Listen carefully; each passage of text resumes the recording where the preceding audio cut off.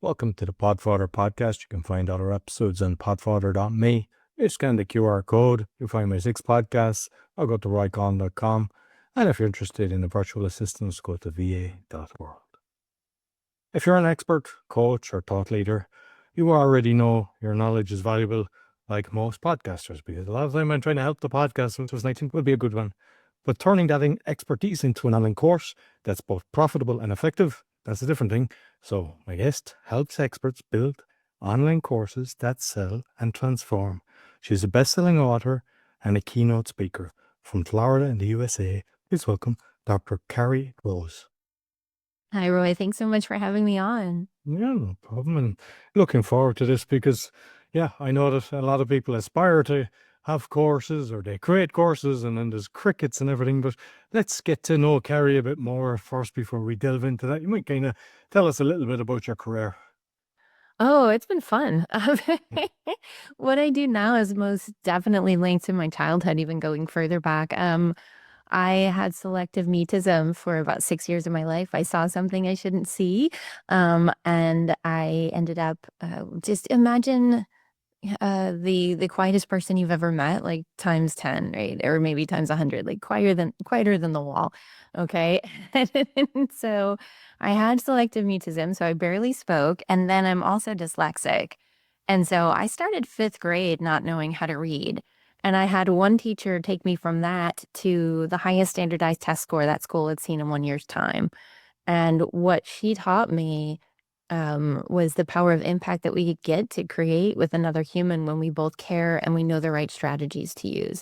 So I spent 10 years working in public education trying to emulate Mrs. Taylor. Like, how do I be this woman? Like, how do I take care of children like this? And I got obsessed with research-based strategies. Like, what does it take to move the needle for another human? Um, and I decided I was making great gains there, but I wanted to have a greater impact. I'm like, I'm capped, right? Which is a lot of how course creators really feel. They help people, they're doing great work. And then they get to a point where you're like, I'm capped. I can only help this many people because I only have this many hours in the day. Right. And so I decided I'm going to go get my doctorate um, down the road at the University of Central Florida. And, I'm going to go into education policy. And I thought I was going to make a difference in that way. And I started getting into it, and I found that I didn't want that for my life in terms of like happiness. Like, I wanted more joy in my life, and I felt like policy might not be the angle.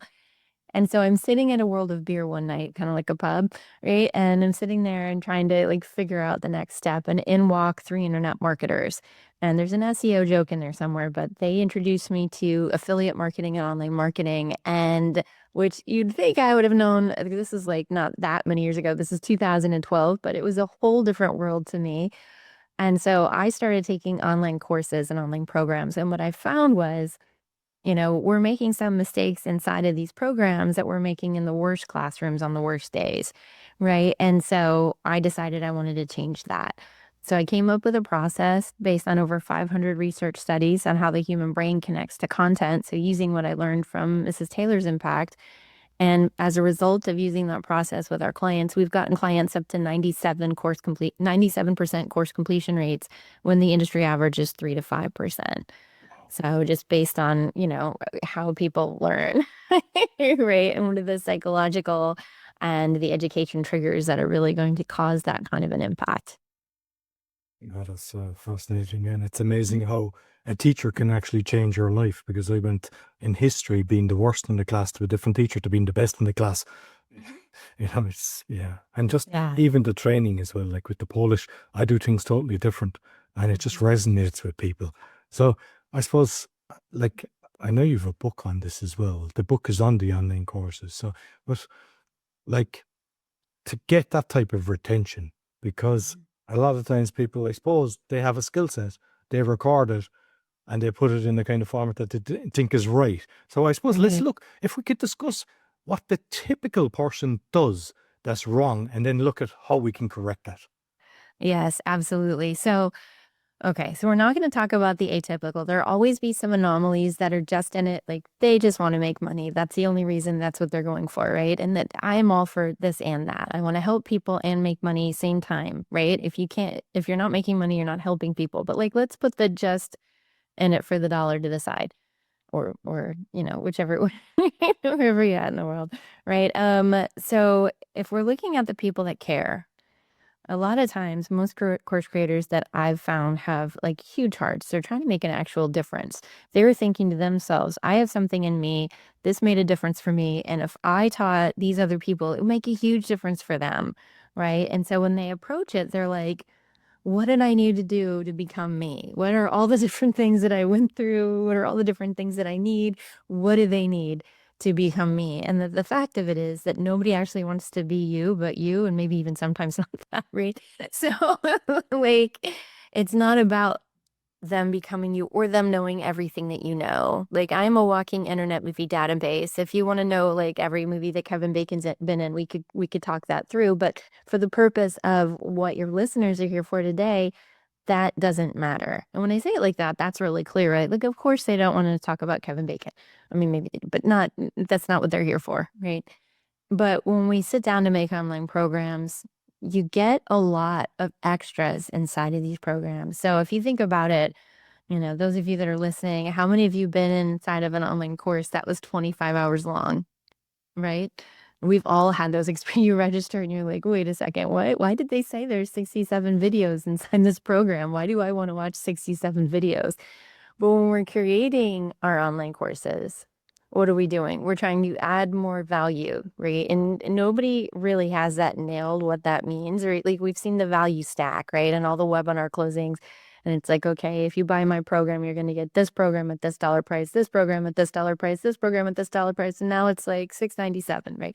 And it's like, well, wait a second, that's not that's not what really people want, you know. They want all of those outcomes, but really what they want is their shortest path to least resistance. If you could save them hours and just give them the answer, they would want that. Right. And so instead of looking at it based on what our experience has been and what, we needed to do to become the person that we are, there's some truth to that, but it's not the whole journey, right?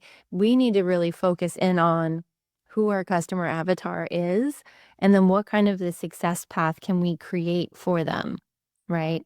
And so often, these mistakes kind of go together. So I'm giving you a part 2 mistake. Often what happens is that people have knowledge and they have wisdom and they have something that they want to guide people through that are 3 steps ahead of where people are at. Right. And so there's some level of that too. When you're creating the first offer has to meet them exactly where they are or educate them to the point of where they need to be for it. Right. So either pre-content to get them there or not. But that's a risky scenario. Right. If you have to teach people that they need you, there's less likelihood that they're actually going to purchase. But if you can create something that's right where they're at and creates a major win for them, and it feels like, oh, you know what? That was worth it for me. They're more invested and ready to go and ready to, continue on that journey with you. So it's really just a matter of like kind of restructuring what those customer success paths look like, as opposed to assuming that one program, I'm going to change this person's entire life. Like, you might, but, think about it for yourself. How often has one program changed your entire life? Did it change a facet of your life? Did it keep you going in the direction of where you needed to be, or was that one program the end all be all answer, right? Yeah.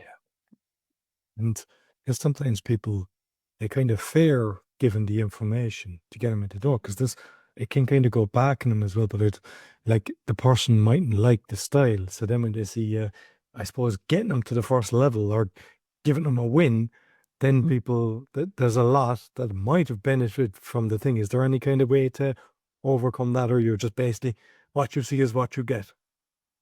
I'm sorry, can you repeat the question? You're saying that there's some people that are going to... because and then I'm kind of going with a lot of the stuff that I see, how people are selling courses and everything. And as you mentioned, oh, you get this bonus, you get that bonus. That's all digital stuff, so it's not really costing them as such.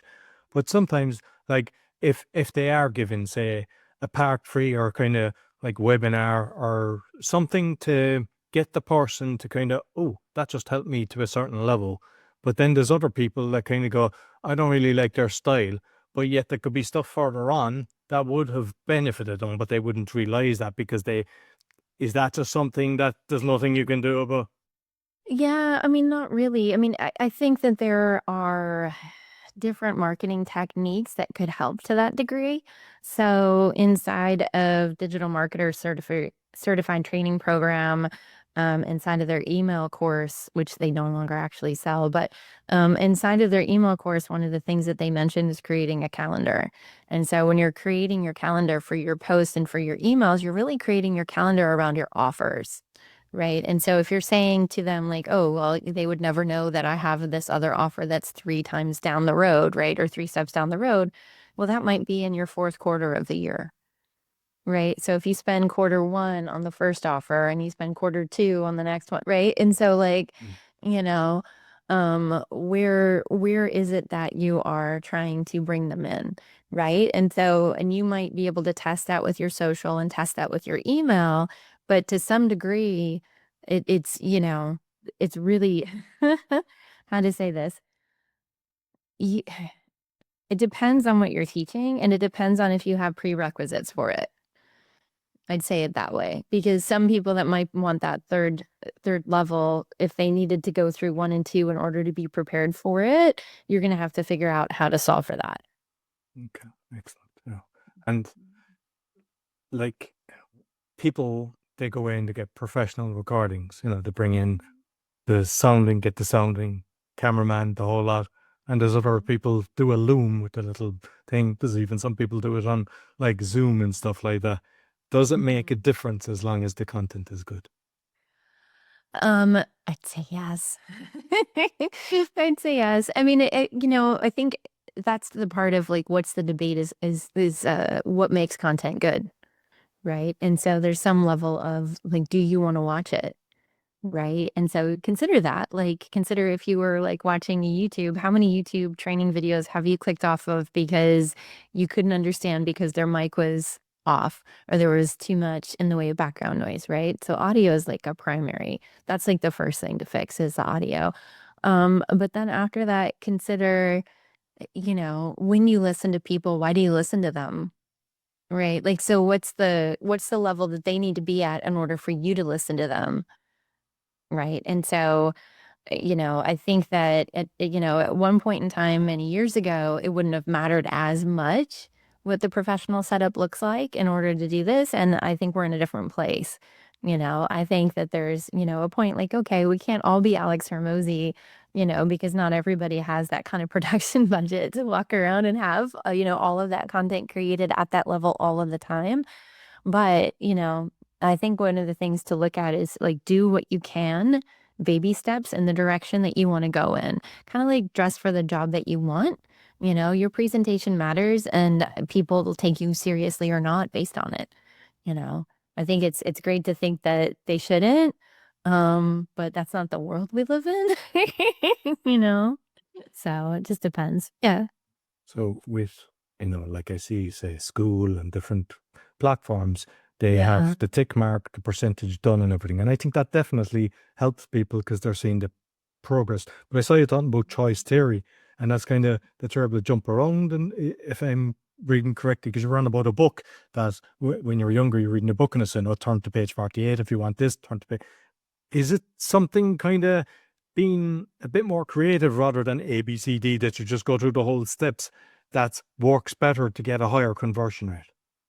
Well, it depends, and honestly, we're walking away from a lot of the opportunities to do those kind of programs, right? And so what I mean by that is like, AI is changing how we get knowledge, and it's changing what it's going to alter also what needs to go into a course. So it used to be that most courses covered the what of the course, the meat and potatoes of it. This is the thing, right? This thing is the thing you need to know. So in online marketing, it might be like that a squeeze page is also a landing page, right? Like that might be like the terminology, right? And then some courses have gotten into over the years the how of the course. Like, what do you actually like? How do you build one, right? How do you design a landing page? How do you get those elements? Like, how do you search for the elements to put on it? And what do you put on it? And how do you write the copy for it? And all of those kinds of things, right? And now, and that was only covering a couple of pieces of learning, right? Like it didn't cover the whole picture to begin with. Most courses did the what, some did the how, and almost none of them did the who do you need to be in order to access this? Because if you think about it, in every stage that you've been in and every time that you turned over a new leaf, you had to become a different person, right? That's like the actual transformation. And those types of programs, and to say this, that's what we're going to be leaning in towards going forward, right? The what and the how, those will still be elements. We can't escape that, but people are just going to be able to search for that kind of information. The how only matters if your process is really a unique process, right? And that's where it's going to be the differentiator. So like if you're creating a program and you have a process that you want to share, what makes your process unique and special and better, right? Those types of things, not like how to do like if you were to build a Squarespace site, right? Like your course on how to build a Squarespace, I'm assuming you don't actually have one, but your course on how to build a Squarespace site isn't going to matter, right? It's going to be how do you approach it, right? How do you think about it? Who do you need to be in order to handle that, right? What makes one website developer better than another website developer, right? And that is the kind of transformation that you're actually going to have to create programs around. And when you do things like that, it makes it, which I know that was just a couple of years ago in terms of like choose your own adventure style. But when you're looking at a transformation, it's almost impossible to come through like halfway through and then get what you need out of it. Do you know what I'm saying? So like leaving it up to the end user like that, it would put your process kind of like in a deficit. And like, because I know like you've worked with a lot of people on building their course. Mhm. And is there people that not only just have the course, you go in, you buy the course and watch it when you want, but is there cases where you have access to the person? So when you have a question, because I know there was like Udemy, there's some places that you can engage with them, but maybe even a call or something like that. Does that work a lot better in both converting and in the percentages of people completing? Because at the end of the day, you want people to complete it because then they can recommend you as well when they, if they're successful. Yeah, I mean, and to go on through further offers with you, we evaluated some programs for a client where they had made 100 million annually in course sales and they had multiple programs, but they only had a 3.9% completion rate. So like there was so much money on the table in terms of like what they let get through because they weren't really focused on, how are we nurturing these relationships and continuing these relationships. And with, you mentioned the landing pages and websites. Are you Mhm. better off keeping, because most people, especially even podcasters, they're all doing a few different things. They have a few businesses, and sometimes people want to keep something in a separate page, and other times you're putting everything into one page. If you're having, like, say, some sort of course, are you better off having a separate landing page, separate page, just specific to that, and do your marketing towards that? Or does it help that it's on your main kind of website?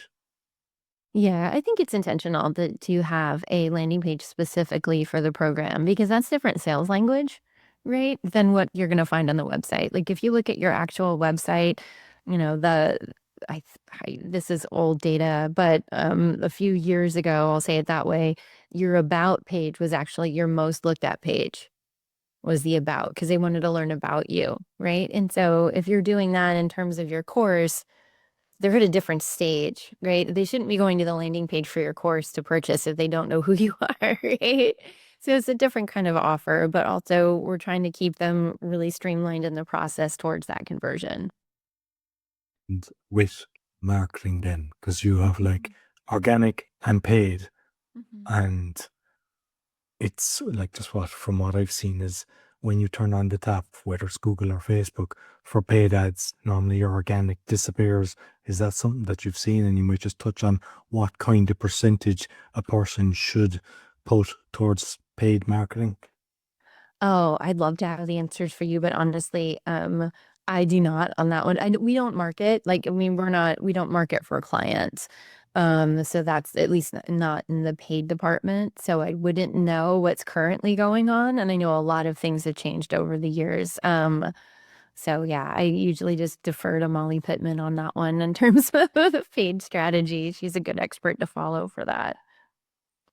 like just what from what I see, it's kind of 20 to 30% is the amount that you want to spend for. Yeah. Do you see anything like that? Is there any percentage that you'd?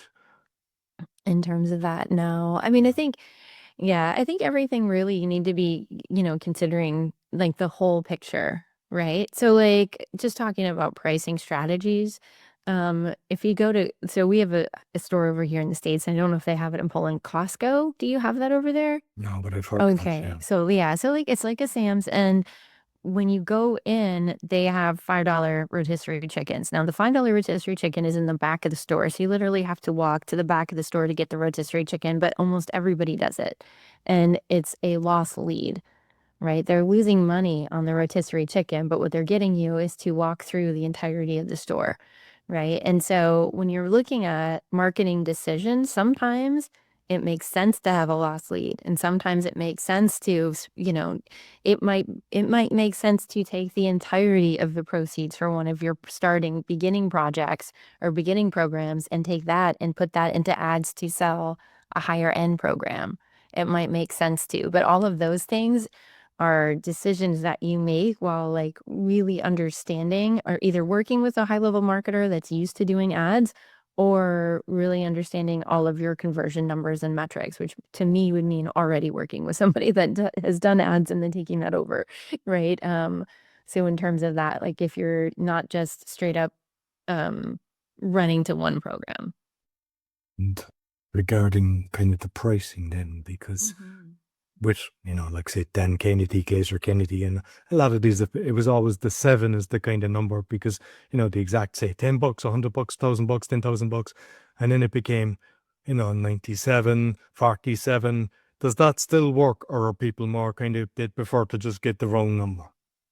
Yeah, I'm trying to think of the name of the gentleman that I got this from, but he at the time was doing ads for Tony Robbins, and he was up on stage. Nicholas Kusmich. Okay. He was on stage at an event that I also spoke at. And one of the things that he was saying was not to do that. Just coming from like a more ethical place, just put the zero. It's a weird thing that we're doing to people and we're trying to create leverage. It's just it kind of feels icky. This is basically where his thing was. So I'll kind of defer to him on that. Yeah, I don't know. For me, I'd rather just put the zero, but it kind of depends. So Yeah, that's what I do mhm. with everything. I think I think Yeah, people have seen it. Even the shops, they're still doing 9.99, and you're like, why? yeah, But what's strange is I have seen people, and you ask them, it's only $9. They assume nine, even if it's 9.99. It's weird. right. It's like the mind tricks, or I don't know, but yeah, Yeah. I'm with you on that one.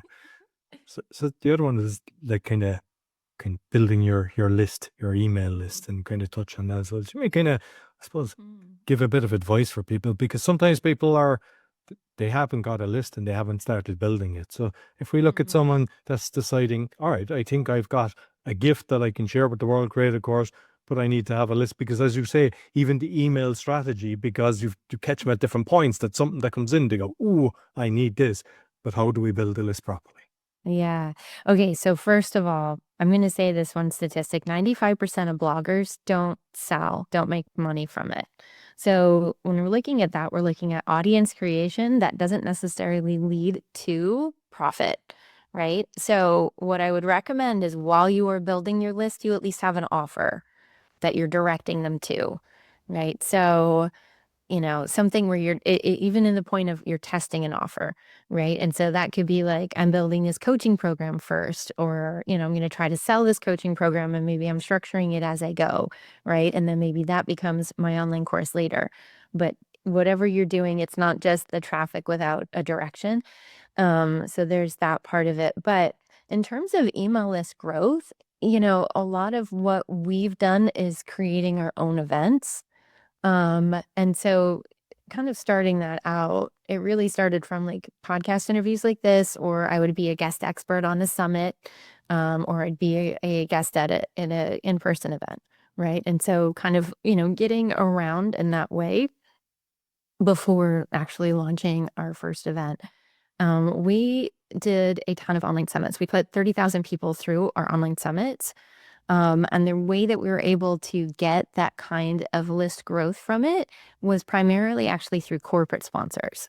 So a lot of people would be really shocked at what you can get people to say yes to. And not like, not to try to like get something from you kind of a way, but corporations especially, they're looking for content as well, right? They're looking for content as well. If they don't have content, they have to create content. It's a whole entire content game now. So regardless of what your niche is, there are probably companies out there that support the same audience as you, that are similar to you, but not competition to you, right? And so like when we did ours, we did the Online Course Success Summit. And so the first sponsor that we had was Thinkific. And that was our first year. Our first year, we just had Thinkific. And our second year, we co-branded with Thinkific. So we put on a sponsored event with a learning management system as a co-sponsor, or not a co-sponsor, co-branded event with them. And then we added in multiple companies. So to the point where our landing page looked like NASCAR, which over in the States, just like lots of advertisements, right? And then we ended up with like, I believe 72 speakers on that one summit. Because we were just trying to make sure that every population was represented, and we were getting just some representation from what we were getting from the software companies that were sending us. So we ended up with a very large summit as a result of it. And so as we've gone on and continued, like, so most of the time when people do summits, they're counting on speakers to email, and some speakers will email and some won't. And so in order to just save myself from the concern over who's going to do what, it's just better to have corporate sponsors. They absolutely will email. They will absolutely, if they agree to do it, they're going to email for you. And so to me, that's been the best, most efficient route, is just to find ways for other corporations to play together to grow your own list. Makes sense. With the when you're emailing your course, then you've created your online course. Yeah. Is that something that you look at the strategies of what's too much? Because I see so many different people doing it different ways. Some Yeah. they give you 5 a day and you just want to slap them into the head, and there's others once a week, which is okay for me. Is there any kind of sweet spot for that? Really depends on the audience. And that's the thing, is you'll start to notice when you're looking at those rates, that when you're getting spam complaints, or you're getting like, I don't want these emails anymore, you'll know that that's too much, and I think there's some of it that's like, you know, where are you with that? You know, because there's that connection piece. Like you're building your business around your client or your customers, yourself, and the content you're teaching. So how are you approaching this, right? And is there something in the content that you're sharing that makes sense for them to get 2 emails a day?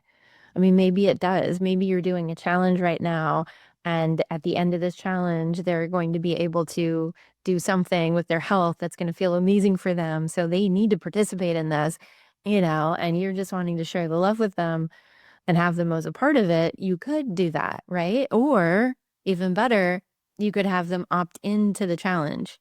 Hey, I'm creating this challenge for you. And even to your own list, when you're saying it, like, I'm going to get ready to start this thing, opt into this. Here's a landing page, right? And so that's a different kind of a way to do the same thing. But you could, at that point, emailing them every day makes sense because they're a part of the thing that they said they wanted to be a part of.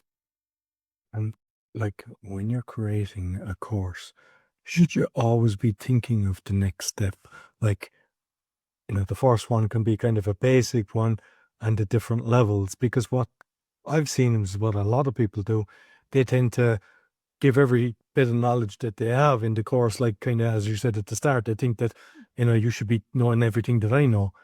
Should you have a strategy that you kind of like, kind of the basic level, medium, so that you're getting them to move through the flow based on the success that they're getting on each level? Yeah, I mean, so it depends, right? So it might be that it's a basic, medium, and more difficult, right? Or it might be that there's different steps in the process, right? Like let's say that you have your framework, and this framework has 3 pillars. Well, the first course might not be the beginning pillar or the beginning level for each pillar. The first course might be the first pillar. And the first pillar, we're going from basic to medium to more difficult, right? And then the second course is the second thing, but each of these are building in terms of what their outcomes are that they're getting. And so they're seeing greater results. And I think the main thing here is that we cannot give them something that doesn't give them a win. And it can't be something that they don't care about. The win has to be their actual objective. Like, so however it's set up, that's the main lens, right? Like, what is the win that they're going to want that keeps them going? And that keeps them going is not a point of creating dependence. And then that kind of ties back to the whole AI conversation and what we said, what we were talking about earlier, right? Like, dependence doesn't exist anymore. Like, so we can't be in something that creates a dependence on us. We have to be in something that's really like when we're creating for them, it's going to really make them more independent and more masters of it. When you think of like Obi-Wan Kenobi with the Padawans, right? At least before Darth Vader got there. But so basically, like, but keeping looking out for them and keeping them on that journey with you is going to be built around like that's how you're structuring it out. And like with social media now, there's so much that's done with AI that's not the real people they're using, because you can make it look like it's a person and most people wouldn't know. Are people starting to do the same with a course, and will it hurt it? Because I'm looking at it on two sides. One, there's some people, they just do not want to see themselves. They can't see themselves on camera, but they might have value to bring. So it might benefit them. But there's others that might hate having a course. So I'm just kind of, where are we in that space? In that space, right? So everything needs to be built through the lens of the three elements here, right? The main ones are your audience, yourself, and the content, right? Yourself matters in this. So, like, if you only want to do a text course, you can, but realize that you're not meeting everybody and that your sales are going to drop. Right. And so there's give and takes for every kind of a choice that you make. Now, I just had a client recently that was checking out like an AI video option. So she was looking at just giving it her likeness and her voice and having it do the scripts that we created. And what she found in the print was that they were going to use her likeness for future courses. Like other people were going to be able to use her. So I would say, like, whatever you sign up for, just be careful with the fine print and like what that actually means. In terms of what you're agreeing to. But I think that the further that we go with technology, the more that people are going to be craving that kind of like the kind of tactile, the kind of grit, the kind of realness that we used to have. My husband and I talk about this all the time. It's like what a gift it was to grow up in the 80s. Like and people that are younger than that on the call, like they're not gonna have it to even reference, but it's like, but I know what grass feels like underneath my feet, and I know what being out until like whenever was like for me and the level of freedom that I felt on my skateboard, and those kinds of things. And it's like it's a different feeling of being, and it's different when you put on a record player versus playing something from an MP3, right? It feels completely different. And so I think that as we go further into robots and into AI, people are going to want that human to human, right? And so if you can offer it, do it. But again, if it's going to be your barrier, like I'm not going to do this if I can't use an AI video, then at least use the AI video because I'll say it this way. I have like a great deal of faith. I mean, everybody's faith is different, but I have a great deal of faith, and I believe that whatever was given to you to share with others, that is your gift, and it was given to you for a reason, right? And so it's your responsibility to show up in that way. And so for me, if you have to do something and some form of scaffolding in order to make sure you get to do it, then do the scaffolding. But you might find that maybe it's not so bad to stretch yourself also, right? So Yeah. And mm, like I mentioned, SKOOL.com, because I'm seeing a few people that are using that because they're kind of saying the community, there's mm, Jabby, there's a load of different ones. mhm. From your experience, which is the better one to be using?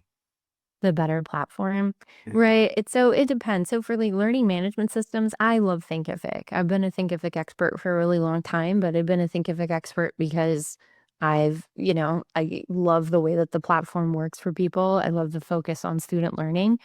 So for me, it's that.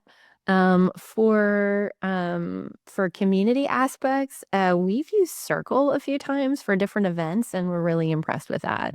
But I also coach in a community that uses Kajabi, and it works. It works, So I think it's just like it's really finding what works best for you in terms of having all of the features you need, and then like what does your tech stack look like? Right? Because you might be able to do something like maybe go high level is the move for you, right? Because they have like lots of additional features inside of it that really works and like can keep the price down because there's so many different things going on with it. So I think it's just like, what works best for you, what would cause the greatest headache in migration if you needed to change things around, but when selecting things, I usually go Thinkific with clients. There was one, I think it was LMF that I used, and you see the prices, but then you had to buy plugins, and that was kind of a sneaky thing because you expect that it will do all the things that you need, and then it's all these different plugins. So it's they're constantly getting you to buy their stuff, and I think people should be aware of that. I don't know, do they all do that? But to me, Right. that felt icky. I just was like, hey, I thought I had this, and now I have to pay this and this. Yeah. So, I mean, there's definitely some of those. And then, oh gosh, there was one learning management system, nameless, y'all can research if you want, that like just jumped their prices from like, I don't know, one of my friends said her price went up from like 100 something a month to like 400 and something a month. So, like, I mean, I would just be like, okay, got to take everything off. But I think if you get to that level where you have that many courses and it's full on your business, you might be even looking at like, how do I host this myself? Yeah. Right. Like, and there's ways to do that too. So, And I think at the end of the day, they're not exactly sharing. It's not as if they're blasting it out to their email list to get you some. Like some people said, the school, that when you're on school, then you can navigate and maybe find another one. But do really people do that? I just saw from what I saw with a few, because I've done a few courses with that. And yeah. I just saw that, same thing, people get free stuff and then they things that you can buy. And it seemed like a nice place to have everything in one. And, when you log in, you can just choose the different course that you're doing. So it could be 10 different providers and it's all in one place instead of, because sometimes you have to reset the computer and then you're trying to find the passwords and all this different things. But with the school, I just found that it was good. But I mean, Yeah. I think that's something like $99 a month. So, compared Mhm. to, because as you say, one went up to 500 there, and there's different price points. I suppose you have to look at that as well. It depends on the business, right? It depends on where everyone's at. For me, it's like, okay, well, as soon as you need to go up a level, go up a level. But if you're not there yet, buy the basic, and then go up when you need to. In the meantime, figure it out, you know? So, So with the book, then, when, mhm. like, I assume you're covering most of the stuff that we've discussed today, but if you want to kind of, is there other things that is covered? Yeah. So the book actually focuses more in on the marketing components in terms of how they play together. So what I looked to when I sat down to write it is like, okay, I know from my experience what this looks like because we started hitting 97% completion, not looking at any marketing elements, just looking at learning elements, right? So like what does research say is going to make a difference for every type of learner, right? And so that's what got that kind of result. But then I was like, okay, what are the other mitigating factors here, right? What are the things that other people have seen that I haven't experienced? So what I did is I interviewed a bunch of top level marketers that had extreme success in the info product space. And so inside of the book, it's more along the lines of marketing techniques for online marketing elements that make a difference in terms of completion.